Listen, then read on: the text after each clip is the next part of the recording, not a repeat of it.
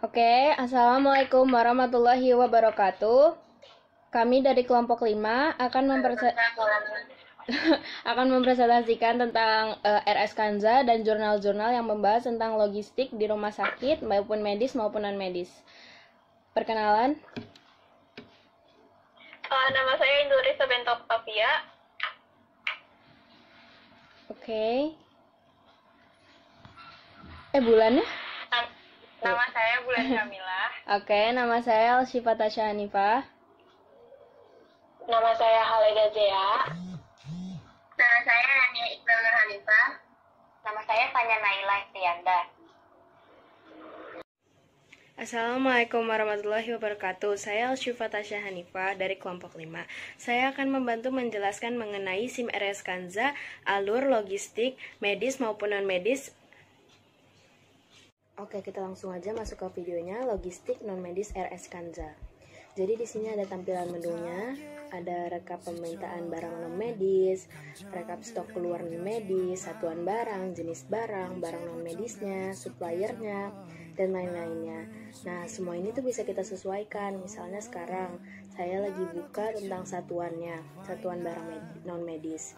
Di sini ada lembar, ada liter, ada kilogram, dan lain-lain. Terus habis itu jenis barang IPRS. Jenis barang ini ada untuk dapur, radiologi, kebersihan, laundry, dan lain-lain. Ini bisa ditambah, bisa dihapus. Terus habis itu lanjut ke barang non-medis. Nah, di barang non-medis ini barang-barang yang sudah kita input ke dalam SIM RS Kanza. Nah, ini cara menambahkannya. Saya menambahkan saus sambal di sini untuk kebutuhan dapur. Nah, semuanya ini dimasukin ke dalam kode barang, nama barang, satuan, dipencet kilogram.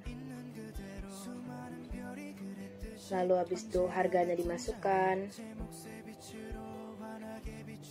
Untuk stok belum bisa karena kan kita belum ada pemasukan barang. Makanya kita tulis harga dulu sama jenisnya. Nanti untuk stok saus sambalnya sendiri akan ada di klip selanjutnya.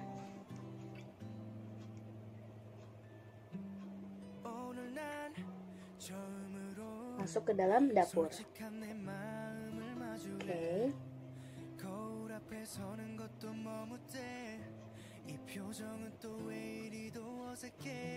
Nah, ini stoknya masih 0 kan?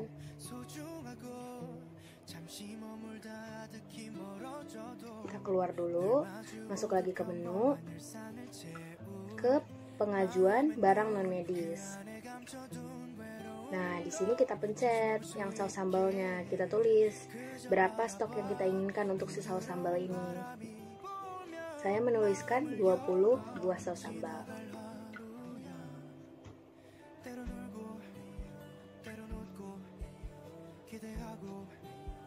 Oke. Habis itu untuk dapur, kita masukkan pegawainya. Bisa dipilih siapa aja, ini sesuai dari SIM RS Kanzanya aja. Kalau misalnya nanti kita untuk rumah sakit, itu bisa kita ubah semuanya. Keterangan-keterangan nama, jabatannya. Oke, kita simpan.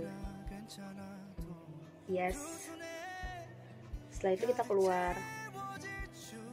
Setelah kita keluar, kita balik lagi ke si pengajuan barang non-medis ini. Oke, terus kita klik tombol search atau cari. Nah, di sini udah ada kan tertulis kalau misalnya sambalnya ini lagi ada pengajuan. Nah, kita setujui dulu. Setujui. Nah, setujuin terus habis itu ntar dia masuk ke menu selanjutnya. Kita masukkan, kita beli di mana? Siva Box misalnya. Terus habis itu pegawai. Pegawainya dipilih sama penanggung jawabnya siapa tadi.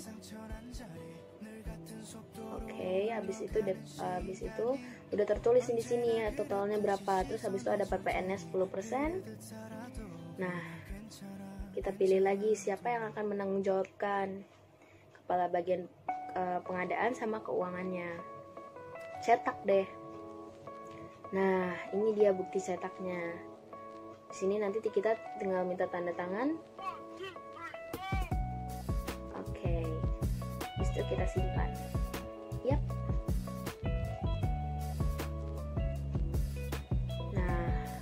Udah gitu aja caranya untuk pengajuan barang. Nah, di sini itu juga bisa misalnya nih, kita udah beli 20. Habis itu barangnya itu dipakai hari ini 8 atau 12 buah. Nah, nanti itu akan kita buka di menu lagi. Di menu lagi itu ada tulisan stok keluar. Nah, stok keluar itu nanti bisa diubah-ubah, kita kepakai berapa hari ini untuk saus sambal dan barang-barang lainnya. Nah, nanti itu semua akan tercatat tuh di menunya. Habis itu sekarang logistik medis yang farmasi atau untuk obat-obatan. Ini menunya, bisa dilihat seperti ini menunya. Ada banyak sekali sebenarnya. Oke, yang pertama, kita ini mau pesan obat. Kita pesan obat. Untuk mana nih kita pesan obat? Untuk persimpanan di gudang. Kita pilih dokter penanggung jawabnya siapa. Seperti itu. Habis itu untuk ruang mana? Untuk gudang kah? Atau untuk kamar anggrek kah? Atau apa? Gitu. Kita bisa atur semuanya di SIM RS Kanza.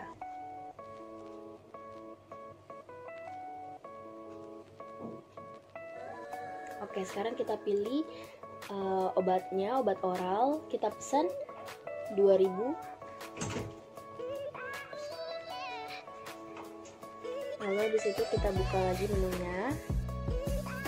Nah, di sini udah kelihatan nih kita memesan 1000 obat oral ini. Itu nanti baru kalau misalnya disetujui, nanti kita seperti proses tadi yang di non-medis juga.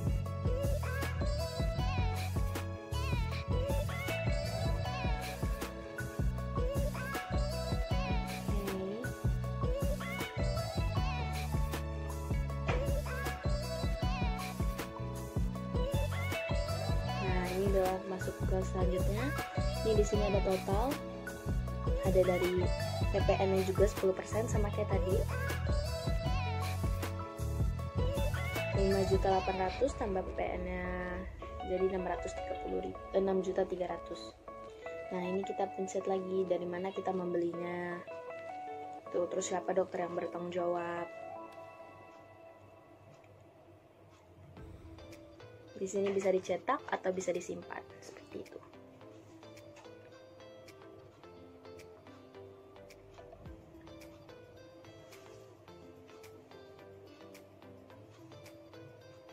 Langkahnya hampir sama.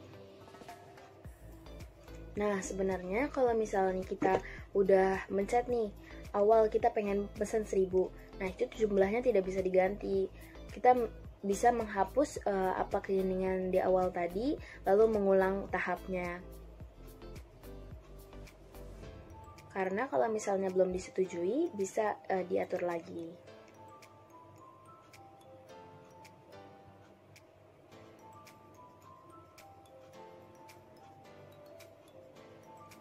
Oke.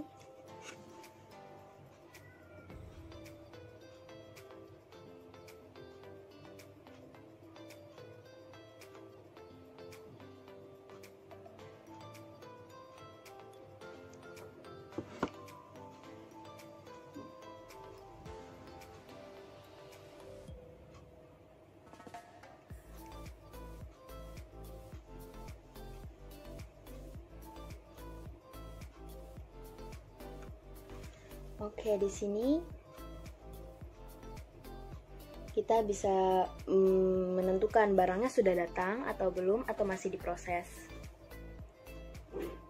atau pesanan sudah sampai.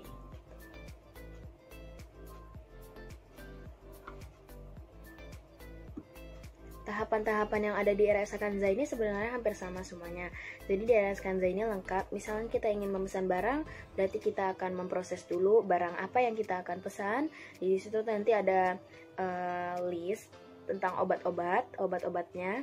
Nah, itu obat apa yang sedang kita butuhkan, kita tuliskan berapa jumlah yang kita butuhkan. Setelah kita tuliskan, habis itu kita input, habis itu nanti masuk ke stok yang ingin dipesan. Nah, stok yang ingin dipesan kalau misalnya sudah disetujui, nanti akan dikirimkan oleh oleh perusahaan yang kita minta obatnya gitu. Lalu di sini juga ada opname. Opname itulah yang memberitahukan kapan sih obat kita masuk, kapan sih obat kita selesai atau habis gitu. Karena di situ jelas stok-stoknya, stok awal kita membeli ada berapa, stok akhirnya berapa. Jadi stok opname itu ada proses proses pada saat kita melihat, kondisi logistik kita sebagaimana ya sekarang, ada berapa ya sisa obat ini. Nah, itu namanya stok opname. Di sini ada banyak sekali menu-menunya, bisa dilihat. Seperti itu teman-teman.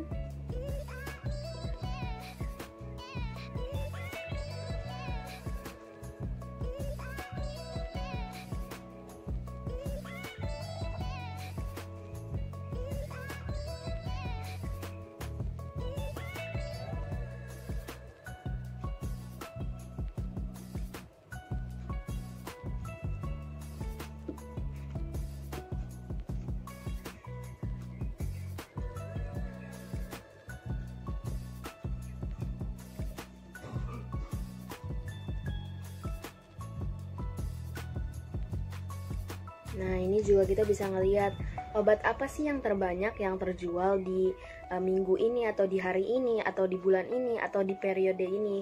Jadi kita bisa menentukan untuk periode yang selanjutnya kita harus beli obat mana ya yang paling banyak.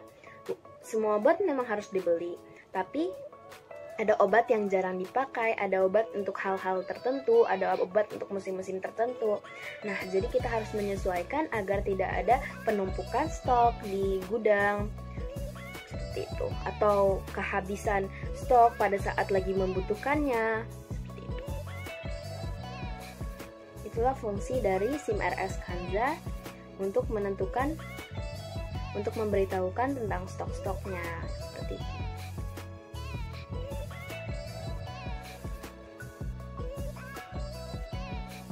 Nah, ini bisa dilihat di bedah syaraf, apa sih obat-obat yang paling sering keluar, apa paling sering terjual.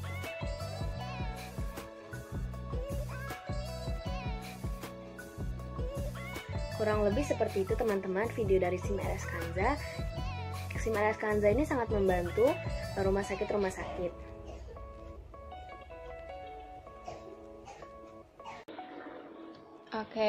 Oke, jadi setelah video yang kalian tonton tadi yang tentang RS Kanza, aku mau ngasih sedikit lagi tambahan.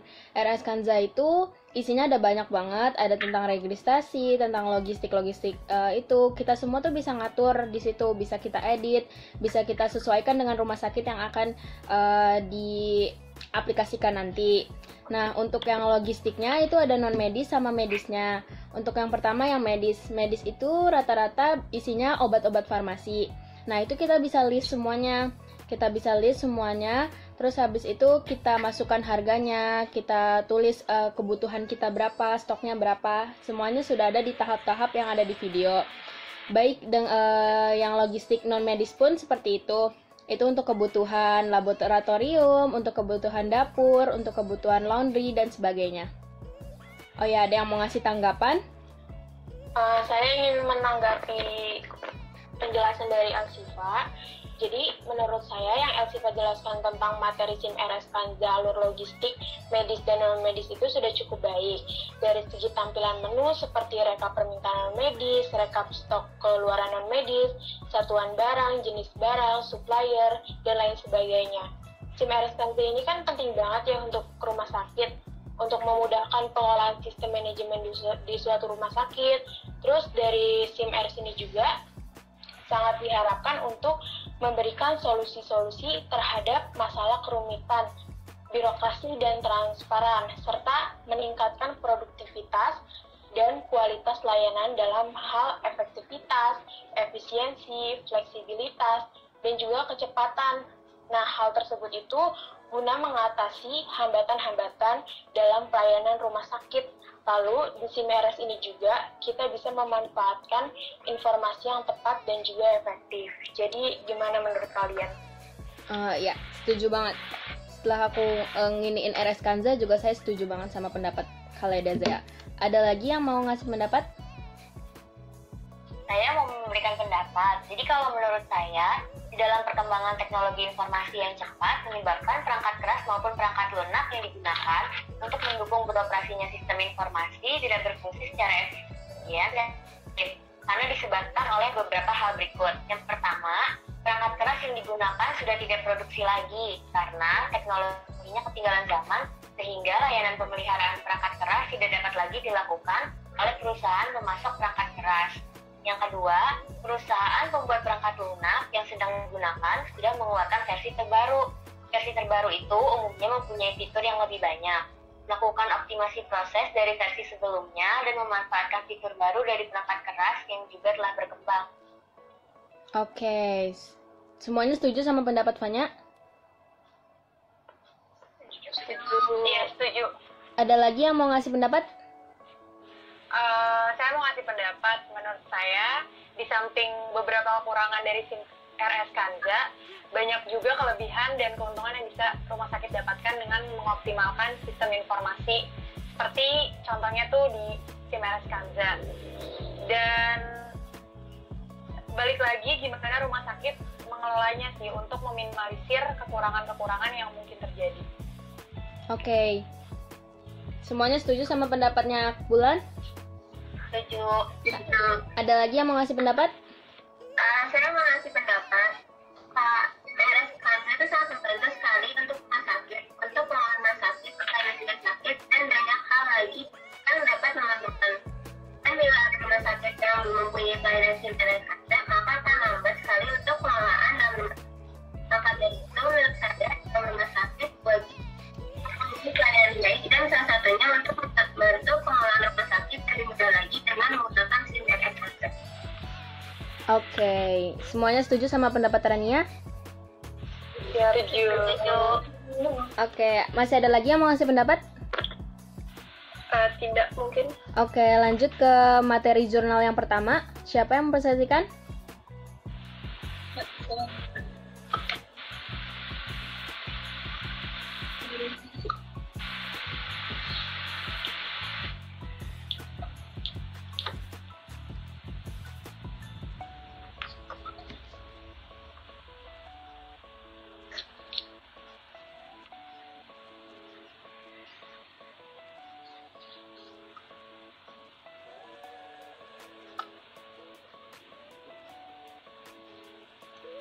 Oke, saya mulai ya. Oke. Jadi, saya dan Fanya Naila akan membahas tentang jurnal yang pertama. Jurnalnya itu berisikan tentang penelitian yang dilakukan mengenai sistem informasi akuntansi persediaan yang dilakukan di Rumah Sakit Khusus Gigi dan Mulut Provinsi Sumsel. Nah, jadi di sistem informasi di rumah sakit tersebut itu melibatkan beberapa bagian, yaitu ada bagian umum dan perlengkapan, lalu ada bagian koordinator logistik medis, dan juga bagian bendahara pengeluaran. Nah, alurnya itu pertama bagian umum dan perlengkapan itu menyiapkan kartu permintaan persediaan yang nantinya akan diberikan kepada bagian koordinator logistik medis yang akan melakukan pengecekan stok atas persediaan. Lalu bagian koordinatornya itu menerima kartu, kemudian bagian koordinator itu melakukan pengecekan. Jika stoknya masih ada, akan dibuatkan daftar persediaan yang dibutuhkan dan juga form persediaan. Kemudian mengirimkan form itu untuk dibuatkan surat order pembelian atau SOP. Nah, bagian umum dan perlengkapan akan menerima form persediaan yang dibutuhkan dan membuatkan surat SOP sebanyak 3 rangkap yang nantinya dikirimkan ke bendahara untuk ditandatangani. Kemudian SOP itu juga dikirimkan ke bagian lain seperti perlengkapan dan juga bagian bendahara. Next. Lalu SOP yang telah ditandatangani itu akan diberikan rangkapnya kepada vendor dan juga ke bagian bendahara untuk direkap. Lalu fakturnya akan diterima oleh bagian koordinator dan dilakukan pencocokan. Masing-masing laporannya itu 2 rangkap dan akan dikirimkan ke bagian bendahara pengeluaran. Lalu masing-masing laporan akan diotorisasi bagian koordinator logistik medis. Laporan penerimaannya juga akan disalin dan kemudian di ACC dan dikirimkan kepada atasan.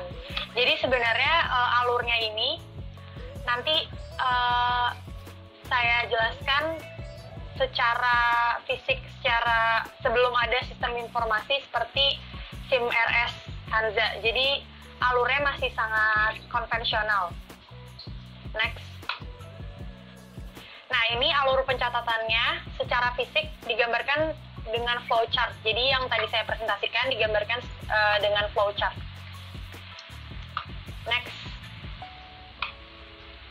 Nah, dengan yang telah dilakukan oleh rumah sakit ini, yang didapatkan adalah ada 3 fungsi, yaitu fungsi pembelian dengan memeriksa jumlah stok di gudang dan melaporkannya kepada kepala gudang.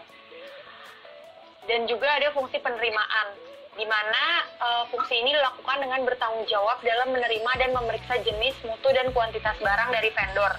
Lalu ada fungsi akuntansi karena berhubungan langsung dengan pengeluaran kas. Nah, fungsi-fungsi ini nantinya akan disederhanakan dengan adanya sistem informasi yang lebih terintegrasi. Next.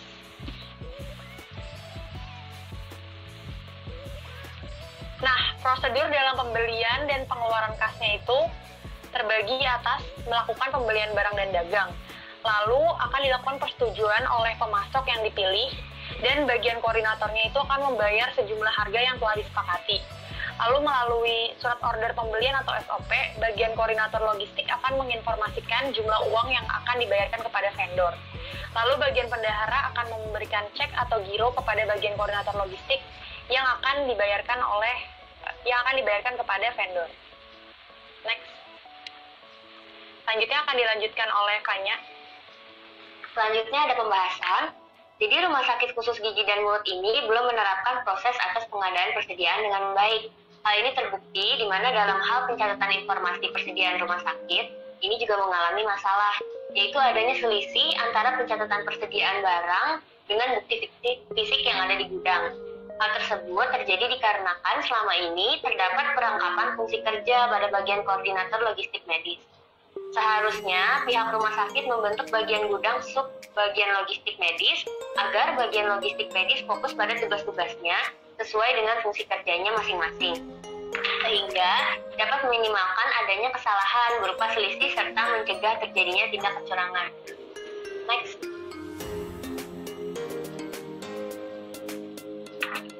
Selanjutnya ada kelemahan sistem informasi persediaan berdasarkan flowchart yang tadi udah ditampilkan pas bulan jelasin. Jadi yang pertama, dari segi lingkungan pengendalian, itu tidak ada pengendalian internal Rumah Sakit Khusus Gigi dan Mulut dalam mengawasi persediaan barang di gudang medis oleh bagian bendahara pengeluaran. Selanjutnya, dari segi penafsiran resiko, pihak Rumah Sakit Khusus Gigi dan Mulut saat ini juga kekurangan pegawai yang ditugaskan untuk bagian gudang logistik medis. Akibatnya, kejadian selisih barang dan berindikasi adanya kecurangan serta penyelewengan sangat rawan terjadi. Maka, seharusnya RS menambahkan sumber daya manusia yang ditempatkan pada bagian gudang sub logistik medis. Selanjutnya dari segi informasi dan komunikasi.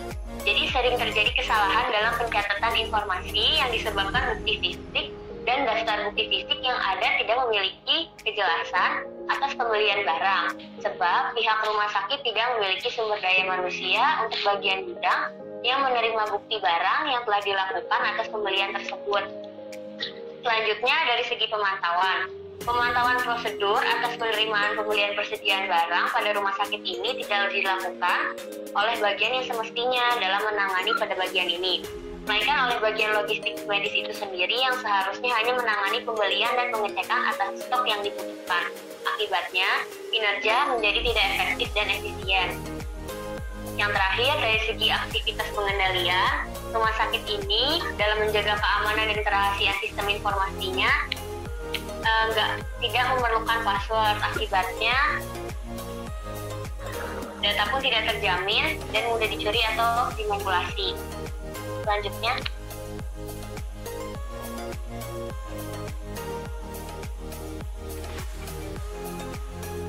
ada kekurangan terkait sistem informasi akuntansi yang berjalan.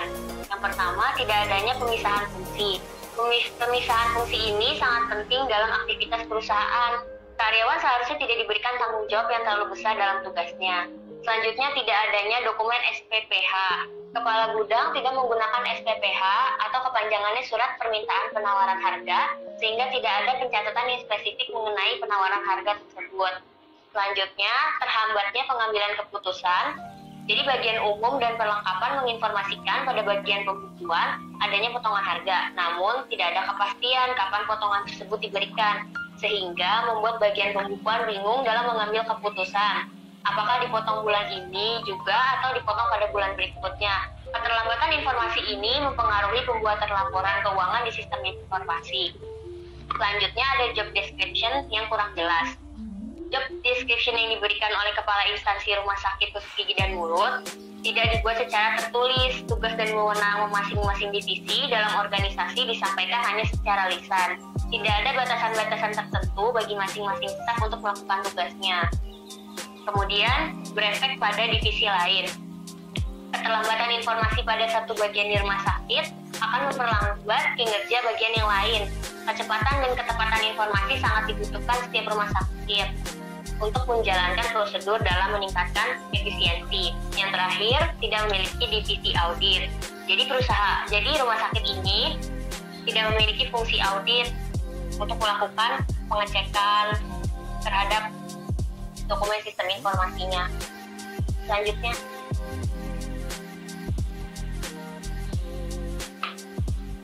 kesimpulannya, struktur sistem informasi akuntansi persediaan yang dimiliki oleh Rumah Sakit Khusus Gigi dan Mulut Provinsi Sumsel sudah cukup memadai. Akan tetapi, perusahaan masih memiliki kelemahan, yaitu terdapatnya perangkapan tugas atau fungsi oleh bagian koordinator logistik medis. Perangkapan tugas atau fungsi yang dilakukan oleh bagian koordinator logistik medis hal ini dilakukan pihak rumah sakit karena pihak rumah sakit kurang sumber daya manusia untuk bagian gudang tersebut.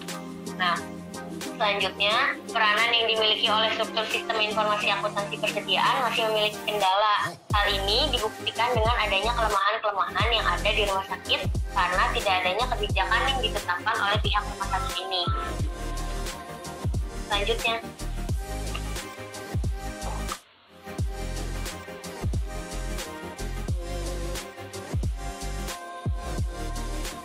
yang terakhir ada saran. Jadi, pada bagian gudang dan bagian penjualan seharusnya melakukan tugas secara terpisah sesuai dengan bagian yang telah ditetapkan, di mana bagian gudang yang seharusnya hanya bertanggung jawab melakukan pengiriman dan pengeluaran barang, dan bagian penjualan yang hanya bertanggung jawab pemasakan produk dan melakukan pencatatan, sehingga dapat menghindari kecurangan yang dapat dilakukan oleh bagian gudang, serta tugas atau fungsi masing-masing bagian dapat dilakukan sesuai dengan yang telah ditetapkan tanpa tercampur dengan tugas yang lainnya. Kemudian, perusahaan harus menetapkan kebijakan untuk setiap peranan dari struktur pengendalian intern agar kelemahan-kelemahan yang ada selama ini dapat diperbaiki. Ada yang ingin bertanya atau menanggapi? Baik, saya ingin bertanya. Iya, silakan. Jadi, jika stok persediaan masih ada, apa aja sih yang harus dilakukan? Jika stok persediaan itu masih ada, pada bagian koordinator logistik itu, setelah memastikan stoknya masih ada, tidak harus dilakukan pembelian. Jadi harus dikonfirmasi kembali bahwa stok masih ada dan dinilai cukup untuk kebutuhan rumah sakit. Jadi pembeliannya bisa ditunda dulu, gitu. Baik, terima kasih. Sama-sama. Ada yang bertanya lagi? Oke, aku mau nanya, kalau misalnya pada fungsi pembelian nih, apakah ada hal lain yang dilakukan setelah kepala gudang menentukan pembelian barang pada si vendor? Untuk itu, pada pembelian barang, mereka memiliki fungsi pembelian kan. Kepala gudang itu juga bertugas untuk memberikan informasi pembelian barang ke bagian penerimaan dan juga pembukuan agar tidak terjadi miskomunikasi atau selisih yang terlalu jauh antara kuantitas dan kualitas barangnya. Oke, makasih Bulan. Sama. Ada lagi yang ingin bertanya lagi? Kalau saya nggak mau nanya, tapi saya mau menanggapinya. Oh iya, silakan. Menurut saya, di sini terlihat sekali bahwa rumah sakit masih kekurangan sumber daya, dan sumber daya yang sudah ada pun masih kurang terampil. Maka ada baiknya jika rumah sakit tersebut mengadakan pelatihan lebih lanjut tentang logistik dan persediaan, serta pengaplikasiannya sistem informasinya, agar alur SIM RS-nya dapat berjalan dengan baik. Ya, saya setuju dengan Angel. Terima kasih sarannya ya. Saya mau bertanya, Ya, Iqbal. bagaimana cara meminimalisir penyelewangan dalam sistem informasi rumah sakit? Caranya adalah dengan tetap melibatkan bukti fisik, seperti mencocokkan daftar bukti barang dan faktur yang dikirimkan dari vendor beserta barangnya, serta melakukan pengawasan terhadap bagian koordinator logistik medis yang bertanggung jawab atas perhitungan fisik dan melakukan pencatatan laporan persediaan di sistem informasi. Makasih jawabannya, Tanya. Iya, sama-sama. Oke, jurnal 1 berarti udah selesai ya teman-teman. Sekarang kita lanjut ke jurnal kedua. Yang mempresentasikan Rania Iqbal. Ya. Oke, silakan dimulai.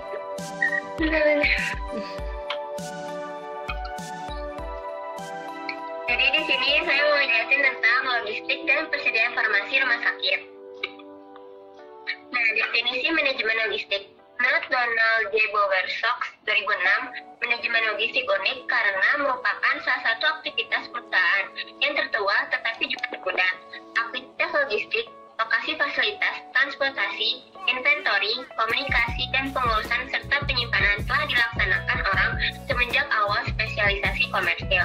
Kalau menurut Martil 1998 dalam Tunggal 2010, manajemen logistik merupakan proses yang secara strategis mengatur pengadaan bahan, procurement, perpindahan dan penyimpanan bahan, komponen dan penyimpanan barang jadi, dan informasi terkait melalui organisasi dan jaringan pemasarannya dengan cara tertentu sehingga keuntungan yang dapat dimaksimalkan baik untuk jangka waktu sekarang maupun waktu yang akan datang melalui pemenuhan pemesanan dengan biaya yang efektif.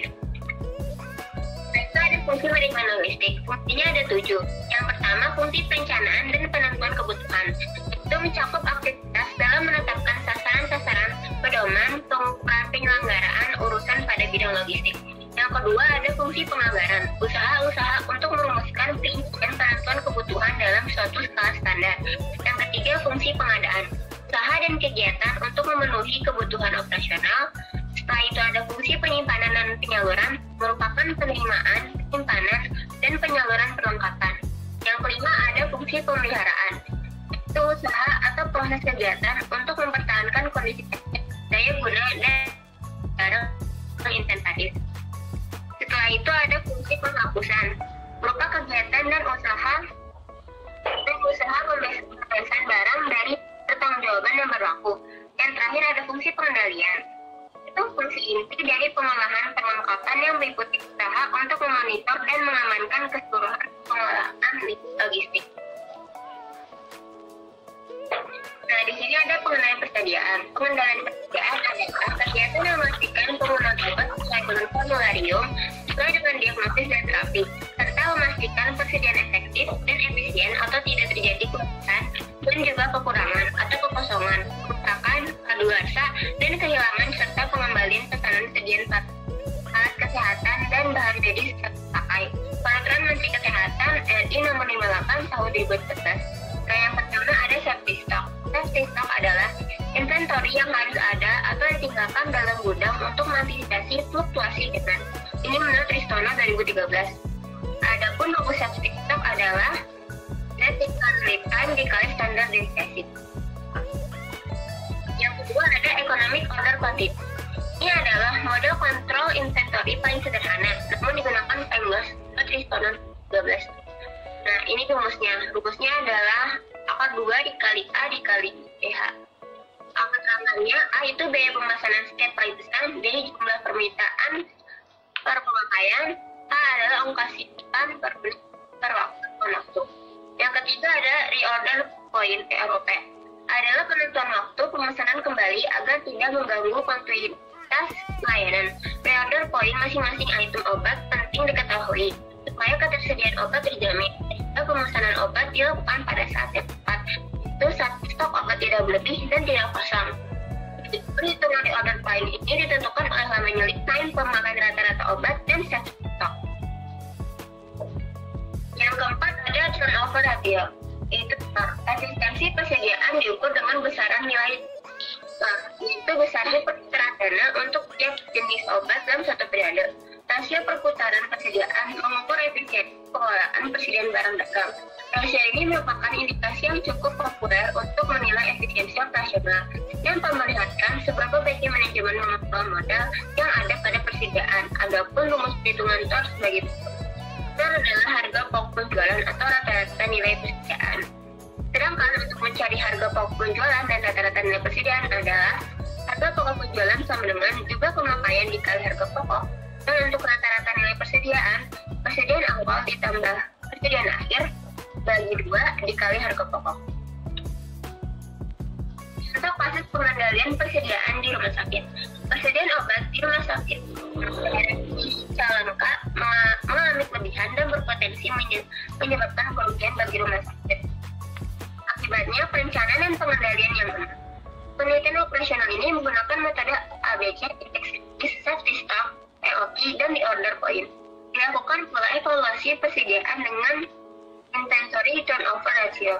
Hasil analisis ABC menemukan 7 obat antibiotik yang perlu mendapatkan prioritas.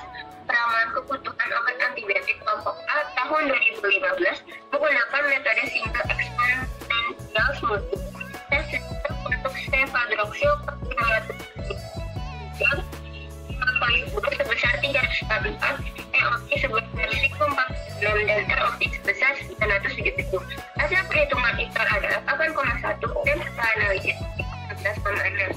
Penelitian ini mencanangkan Rumah Sakit Umum Daerah Cicalengka untuk menerapkan perencanaan dan pengendalian obat di rumah sakit.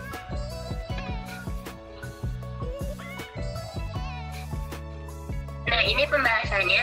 Yang pertama, obat antibiotik. Dalam pencarian kebutuhan data untuk obat antibiotik, terdapat kesulitan karena rumah sakit belum melakukan klasifikasi obat dan pencatatan butuh kedua kebijakannya. Saat ini Rumah Sakit Umum Daerah Cicalengka masih dalam proses pembuatan formularium rumah sakit yang disusun mengacu pada formularium nasional.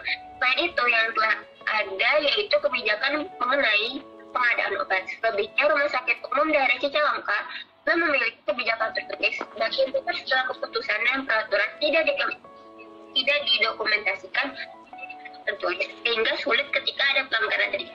Sulit dalam menindak pelanggaran tersebut. Standar operasional prosedur (SOP) juga belum ada di Rumah Sakit Umum Daerah Cicalengka. SOP farmasi yang ada sekarang dibuat oleh Kepala Instalasi Farmasi, namun itu pun belum ada yang dalam. Dari dilihat dari struktur organisasi, Kepala Instalasi Farmasi seharusnya bertanggung jawab dan berkoordinasi langsung dengan direktur. Namun keadaan yang ada sekarang hanya ada komunikasi dan koordinasi antara Kepala Instalasi Farmasi dengan Kepala Bidang Layanan Medik, sehingga perlunya komunikasi antara direktur dan Kepala Instalasi Farmasi secara langsung, sehingga terciptanya kebijakan tertulis hasil penelitian. Yang ketiga, ada sumber daya manusia.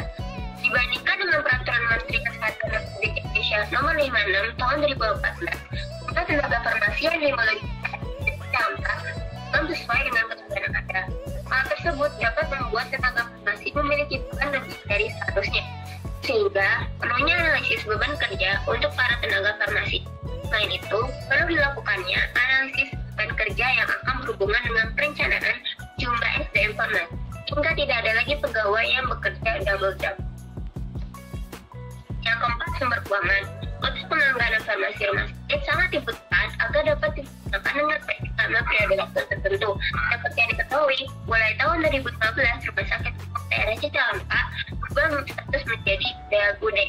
Penuh hal tersebut berdampak pada sumber keuangan anggaran yang awalnya merupakan dana dari pemerintah, yaitu APBD. Sekarang ini sumber keuangan berasal dari fungsional rumah sakit, sehingga rumah sakit itu lebih mandiri dan efisien dalam menata keuangan. Oleh karena itu, perlu adanya prosedur dalam anggaran dan yang terbatas. Yang kelima, perencanaan persediaan. Selama ini menggunakan data masa lalu, metode konsumsi. Belum adanya penentuan prioritas obat dan dalam pemilihan obat yang digunakan mengacu pada formularium. Nah, formularium rumah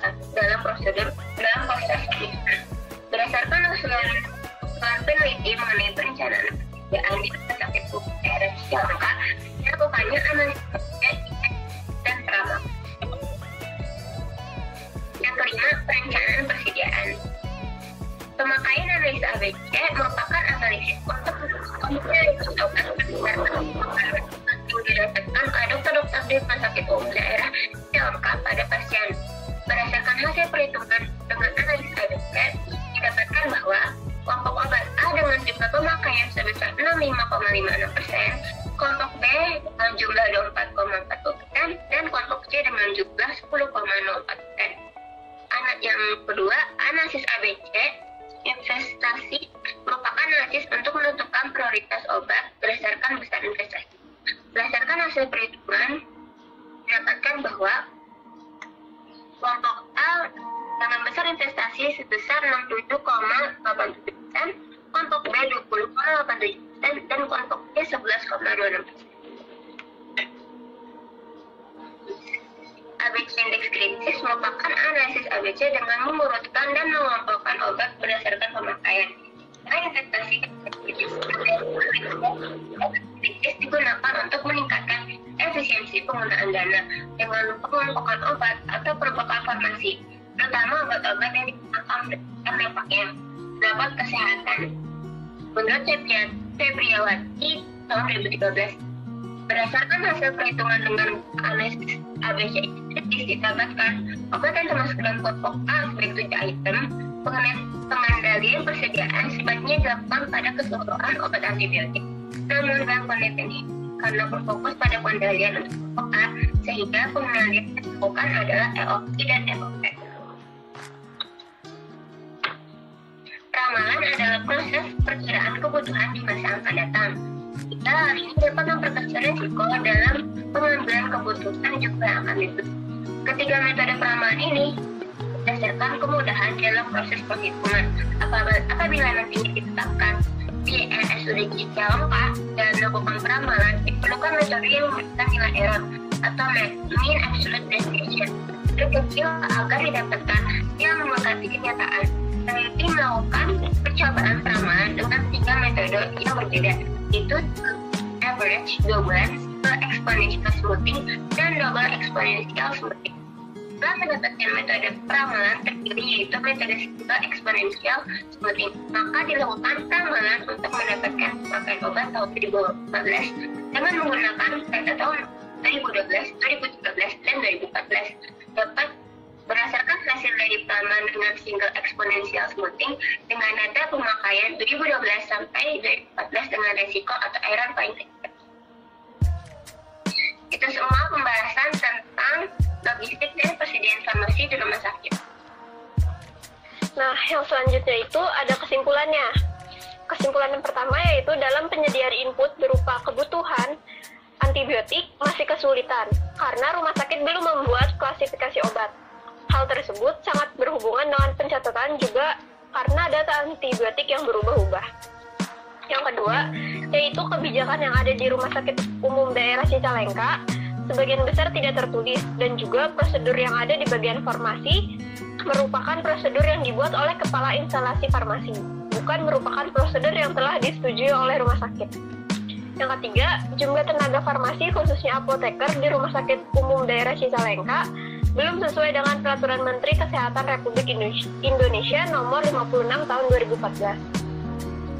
Hal tersebut dapat membuat tenaga farmasi memiliki beban lebih besar dari seharusnya. Yang keempat, anggaran yang dimiliki rumah sakit untuk farmasi dibuat tanpa melibatkan unit farmasi sendiri.